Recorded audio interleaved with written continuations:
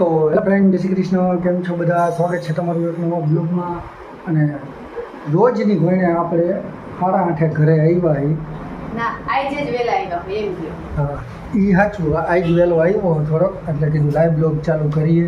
અને વરસાદ તો મારા બાપ આજ જોરદાર પડ્યો છે. વરસાદનો ઢગલો બપોરે પડ્યો છે.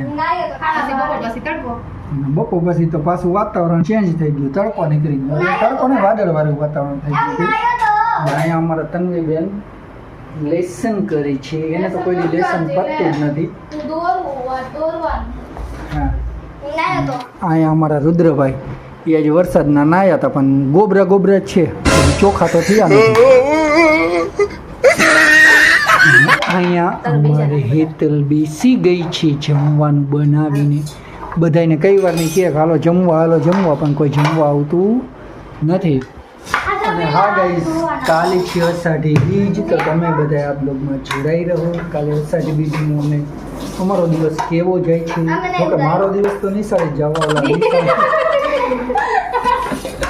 મારો દિવસ તો કામ ઉપર જવાનો હોય. હું નિશાળે તો જતો નથી કાંઈ, એટલે મારો દિવસ તો કામ ઉપર જ આખો જવાનો હોય. આ લોકો જો કાંઈક નવીન કરશે, બ્લોગ ઉતારશે તો હું નાખી દઈશ.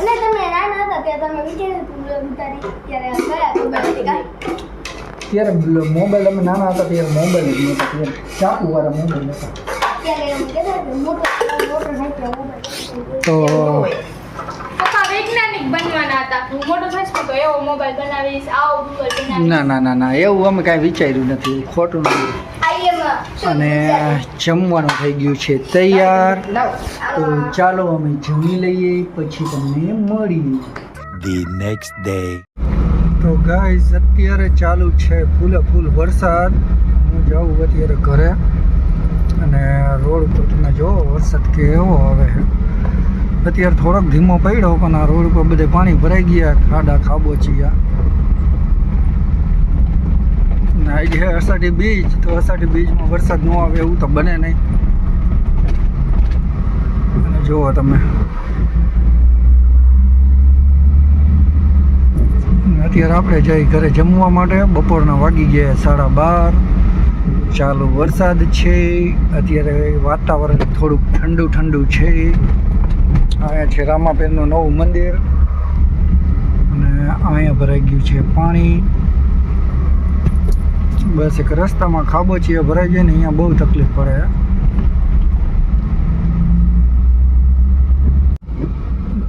ગાડી લઈને ગયા તો ફાયદો છે. કાલ તો ગાડી નહોતો લઈ ગયો, એટલે કાલ તો બસ પલરીને આવ્યો હતો બપોરના ટાઈમે.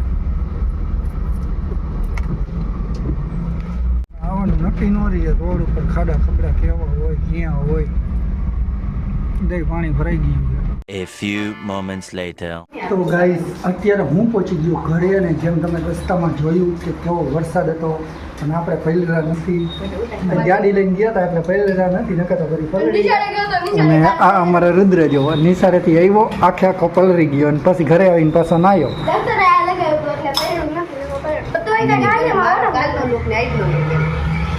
હા, આજે આપણે થોડોક લુક ચેન્જ થઈ ગયો છે. ચેન્જ કરવા વાળી કોણ ખબર? હેતલ. માથા મહેંદી નાખીને કાળા વાળ કરી દીધા. હવે ડોહા બાપામાંથી થોડાક સારા લાગી એમ.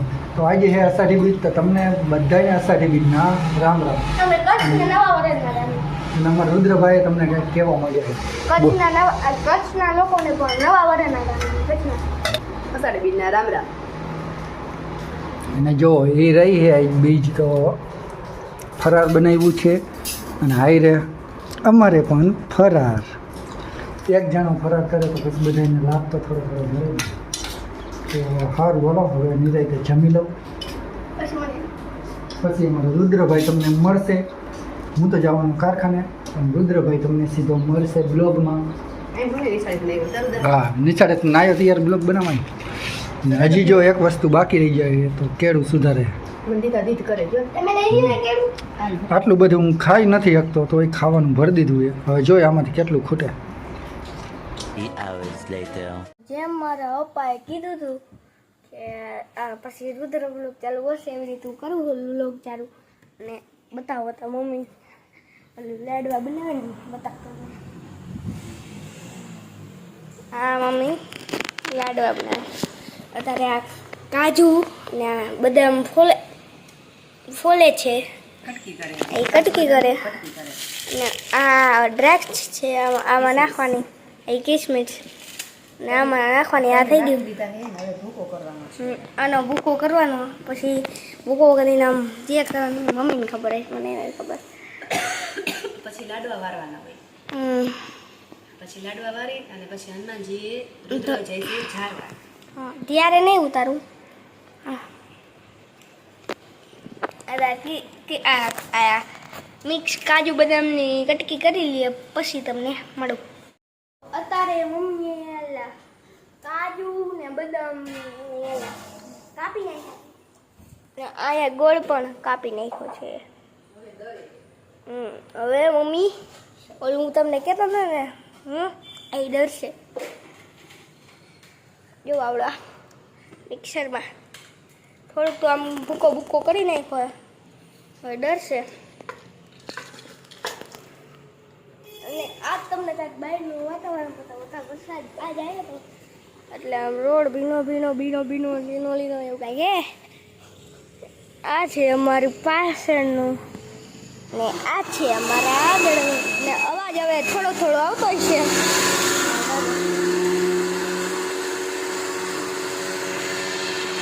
તો ગાઈસ અત્યારે હું આવી ગયો ઘરે, અને આજે બીજી તો ખબર જ છે, તો તમને બધાને ફરી એકવાર અષાઢી બીજના રામ રામ. અને આજ તો વરસાદી વાતાવરણ છે એટલે કાંઈ દેખાતું તો છે નહીં.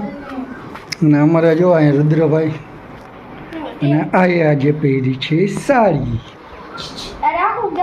અષાઢી બીજના રામ રામ. રામ રામ સારી. અષાઢી બીજના રામ રામ. અષાઢી બીજના રામ રામ. તો આપણે બધાને રામ રામ કરી લીધા. નીચેમાં મમ્મી પપ્પાને એને રામ રામ કરીએ એવો. અને હાલો તમને બીજ દેખાડવાની ટ્રાય કરીએ, જો દેખાય તો ચાલો. દેખાય તો કદાચ બાય ચાન્સ આપણા નસીબ હોય તો દેખાય કદાચ. જો આકાશમાં આટલા બધા વાદળા છે ને, તો બીજનું તો ક્યાંય નામો નિશાન નથી, ક્યાંય દેખાય એવું છે નહીં. જો કે દર વર્ષે વાદળો તો હોય જ છે, પણ ક્યારેક દર્શન થઈ જાય, ક્યારેક નથી થતા હોતા.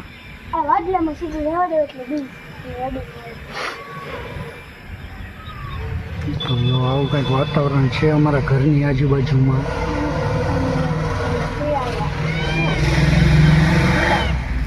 બે દિવસથી આ વરસાદ પડે છે.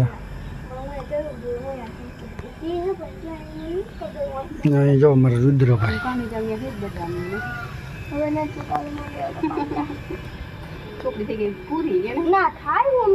તો હાલો તમને એક આનો સિનેમેટિક વિડીયો બનાવી દઉં, બતાવી દઉં.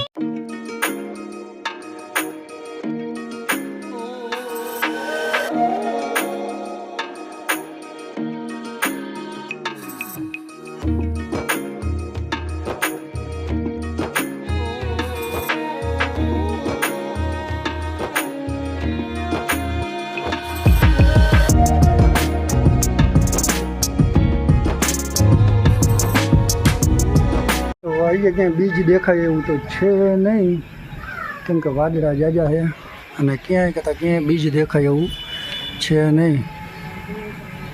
આપણે ઘણી ટ્રાય કરી પણ દેખાતું છે નહીં.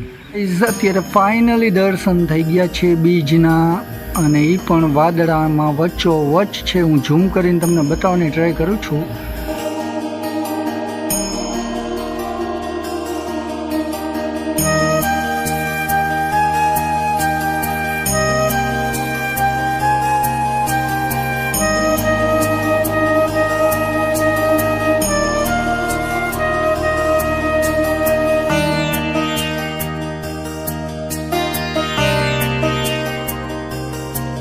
તો ફાઇનલી ગાઈસ તમને બધાને દર્શન કરાવી દીધા છે આપણે બ્રિજના, અને હવે આપણે આવી જાય હોંસરીમાં. મારા છોકરાઓ કરે છે લેસન,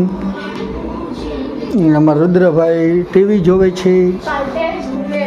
ના ને કાલ પરીક્ષા એટલે અમારે ટેન્શનમાં. એ જ કહેવાય, અમને ન આવડે ને અમે ભણ્યા ન હોય ને એટલું એટલે. અને આનો આજે કંઈક સાડીમાં લુક આવો છે બતાય.